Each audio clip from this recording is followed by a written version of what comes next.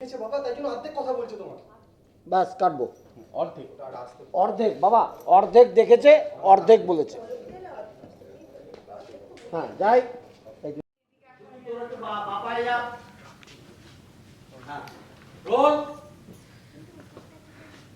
চুপ চুপ, সাইলেন্স, বড় শট।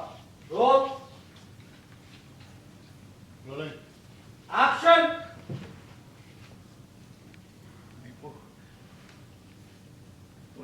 বুড়ো বাপটাকে ক্ষমা করে দিস। কি বলছো বাবা? কেন করছো তুমি? হ্যাঁ, তুমি কেন কাঁদছো? কিচ্ছু মনে করিনি মা, আমি কিচ্ছু মনে করিনি। বাবা মা বুকলে তো মাথা পেতে নিত, তাই না? তোমরা শুধু আমার উপরে বিশ্বাস রাখো, ব্যাস। তাহলেই তোমরাই তো আমাকে শিখিয়েছো, যদি কেউ বিপদে পড়ে তাহলে পালাতে, তার পাশে দাঁড়াতে। আমি সেটাই করছি, আমি শুধু সেটাই করছি। দীপু, তুই প্রমাণ করে দিয়েছিস যে আমার শিক্ষা ভুল হয়নি। তুই তুই ভুল হতে দিসনি।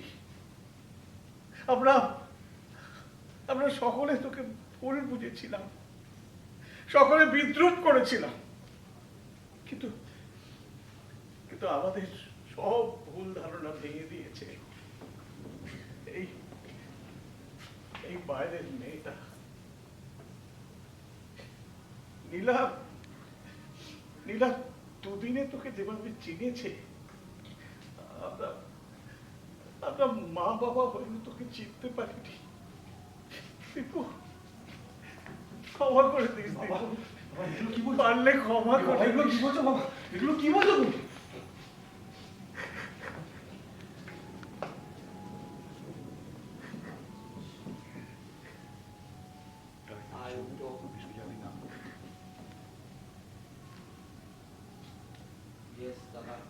বাবা, এত আদর দিও না। তাছাড়া এত ভেবেচিন্তে সমাজ সংস্কার করবার মতো বুদ্ধি ওর ঘটে আছে নাকি? আমার দিকে কোনো ভুল করতেই পারে না, বিশ্বাস করতাম।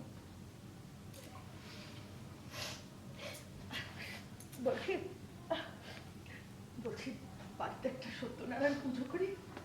হ্যাঁ, খুব ভালো, করো না, একটা পুজো করো। বলছি পুজো আজকে একটু অফিস ছুটি নিতে পারবে? আরে বাবা, সকাল থেকে তো আমার অফিসে যেতেই ইচ্ছে করছিল। আরে বাড়িতে পুজো, কে অফিস যাবে? অনেক অনেক অনেক অনেক অনেক বসকে ফোন করে বল অফিসে যেতে পারছি না। বল বল বল বল, বসকে ফোন করে বল অফিসে যেতে। আরে বোর্ড মিটিং আছে, এমনিতেই দেরি হয়ে গেছে। কি হয়েছে? প্রাইভেট ফার্মে জব করি, দুম করে বল। আরে প্রাইভেট ফার্ম হলো তো কি হলো? বল যে পড়ে গিয়ে কোমরে চোট পেয়েছি, কোমর নাড়তে পারছি না। ফোন কর ফোন কর ফোন কর। কি বলছিস? আরে বলছি না, ফোন কর। আচ্ছা দাঁড়া, তাড়াতাড়ি কর তাড়াতাড়ি কর। কিন্তু তোর জন্য করবো